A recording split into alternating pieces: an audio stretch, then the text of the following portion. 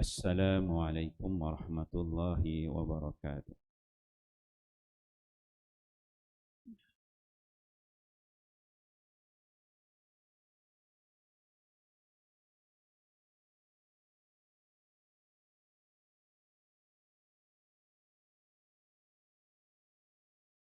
Himpunan hadis-hadis sahih keutamaan puasa dan Ramadan, Miftah Ar-Rayyan. Hadis ke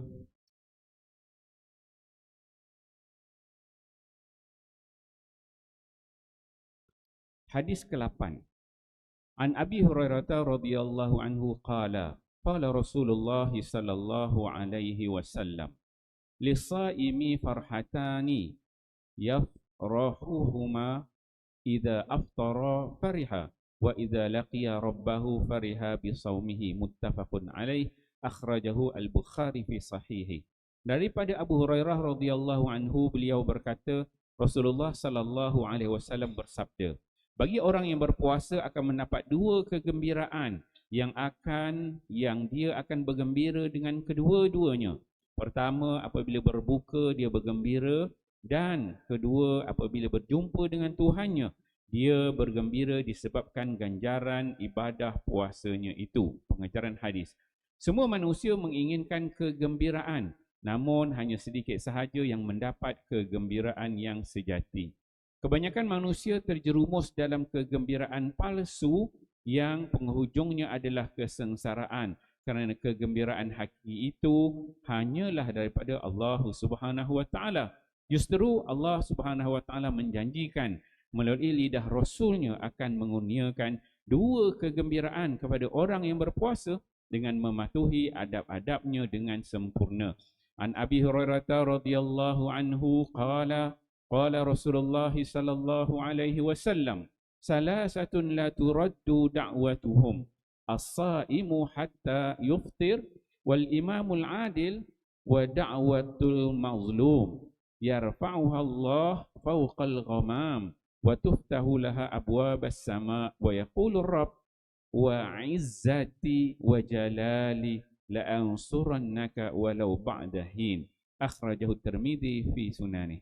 Daripada Abu Hurairah radhiyallahu anhu, beliau berkata, Rasulullah sallallahu alaihi wasallam bersabda, tiga orang yang tidak akan ditolak doa-doa mereka.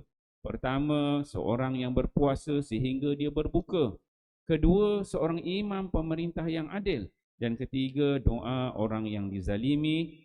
Allah Subhanahu wa taala akan mengangkat doanya ke atas awan dan dibukakan untuknya pintu-pintu langit, dan Allah Subhanahu wa taala akan berfirman, demi kemuliaan dan keagunganku pasti aku, yakni Allah, akan menolong kamu walaupun selepas beberapa ketika. Riwayat Tirmizi. Pengajaran hadis. Allah Subhanahu wa taala Maha mendengar akan setiap permohonan hamba-hambanya.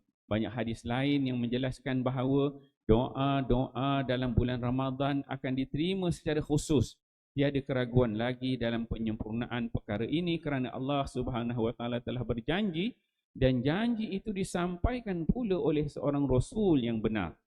Jika perkara yang diminta itu ada kebaikan untuknya, maka akan diperkenankan. Jika sebaliknya, maka tidak akan diperkenankan dan diganti dengan yang lebih perlu atau akan disempurnakan di akhirat nanti sebagai satu ihsan daripada Allah Subhanahu wa taala kepada hamba-Nya. Justru seseorang itu tidak seharusnya berputus asa apabila doanya tidak diperkenankan. Sebaliknya, hendaklah berusaha menyempurnakan perintah Allah agar doa yang dipohon akan diperkenankan. Alhamdulillah tuan-tuan mulia. Pagi ini kita membaca dua hadis Nabi sallallahu alaihi wasallam. Hadis ke-8 dan ke-9. Hadis ke-8 riwayat daripada Abu Hurairah radhiyallahu anhu. Nabi sallallahu alaihi wasallam bersabda, kata Nabi bagi orang yang berpuasa, kita lah ni, orang yang berpuasa ini Nabi sebut farhatan. Bagi orang puasa ni kita ada dua kegembiraan kita akan dapat. Yafrahu huma idza aftar. Yang pertama, kita akan gembira bila kita buka puasa. Pada pagi sampai petang lapar, tak makan, tak minum. Jadi bila kita dapat buka puasa, itu merupakan satu kegembiraan, kata Nabi sallallahu alaihi wasallam. Dan kedua, kata Nabi, wa idza laqiya rabbahu fariha bisaumihi.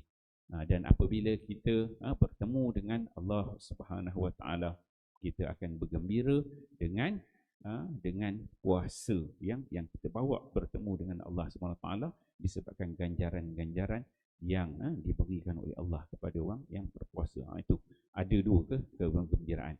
Kemudian hadis yang ke-9, hadis daripada Abu Hurairah juga.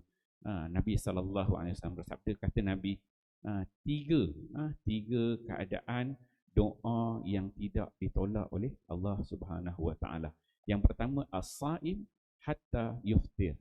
Orang yang berpuasa sehingga dia berbuka puasa. Jadi tuan-tuan, start kita mula bersahur sampai kita buka berpuasa ni, ikut kata Nabi ni, memang merupakan doa-doa yang tidak ditolak oleh Allah Subhanahu Wa Taala. La turaddu da'watuhum. Allah Taala tak tolak doa orang yang puasa sampai dia berbuka. Yang kedua, dia kata imam, pemerintah yang adil. Yang ketiga, orang yang kena zalim. Yang mana kata Nabi, doa kita ini dan kita berpuasa ni, Allah yarfa'uha fawqal ghamam. Allah Ta'ala akan angkat doa kita pagi, tengah hari, petang, kita doa Allah Ta'ala angkat fawqal ghamam, di atas awan. Kemudian lepas Allah Ta'ala angkat letak dekat awan, tuftah laha abwaabus sama. Allah Ta'ala akan buka pintu-pintu langit. Bila buka pintu langit, Allah Subhanahu Wa Ta'ala akan berkata, Allah Ta'ala kata, wa izzati wa jalali la'ansurannaka walau ba'dahin. Demi kemuliaan dan keagungan Allah SWT, Allah Ta'ala kata pasti la'ansurannaka, pasti Allah Ta'ala akan makbulkan doa, Allah Ta'ala akan bantu walau ba'dahin, cuma cepat ataupun lewat saja, sama ada Allah Ta'ala bagi dekat dunia ataupun mungkin Allah Ta'ala simpan dekat akhirat. InsyaAllah tuan-tuan mulia, bila kita baca hadis-hadis begini, memberi semangat kita terus berpuasa, terus berdoa, dan kita memastikan kita ni sama-samalah, saya tuan-tuan, kita ni banyak dosa kan, dosa dengan Allah, dosa dengan makhluk-makhluk Allah ni. Jadi ini Ramadan ni peluang kita minta ampun kepada Allah dan juga makhluk-makhluk Allah yang lain. Jadi juga tahniah juga kepada kita punya ahli-ahli jemaah kita yang datang pagi tadi untuk qiyam. Pagi tadi kita dah baca juzuk 5 dan juzuk 6, lebih 2 juzuk kita baca. Kita mula lebih kurang 3.5, habis dekat 4.50 dekat 45 itu. Tahniahlah, dan merupakan pahlawan-pahlawan Ramadan lah. Dia warrior Ramadan, dia mulai hebat hebat jemaah kita ni. Saya rasa ada 20 orang lebih, semuanya berdiri imam je tak apa larat. Saya pun ambil semangat daripada jemaah, saya pun suara pun dah tak ni. Tapi alhamdulillah lah, boleh bantu. InsyaAllah pagi besok kita akan baca juzuk 7 dan juzuk 8. Tuan-tuan semua ni dijemput kita cuba dapatkan bacaan Al-Quran pada sebab yang mulai kita khatamkan insya-Allah pagi besok, pagi Jumaat. Jadi kelebihan dan fadilat lebih banyak. Marilah kita sama-sama ramai mengimarahkan surau kita dengan qiyamul lail. Insya-Allah kita fahami hadis ini, amal dan sampaikan. Wallahu a'lam. Subhanallah.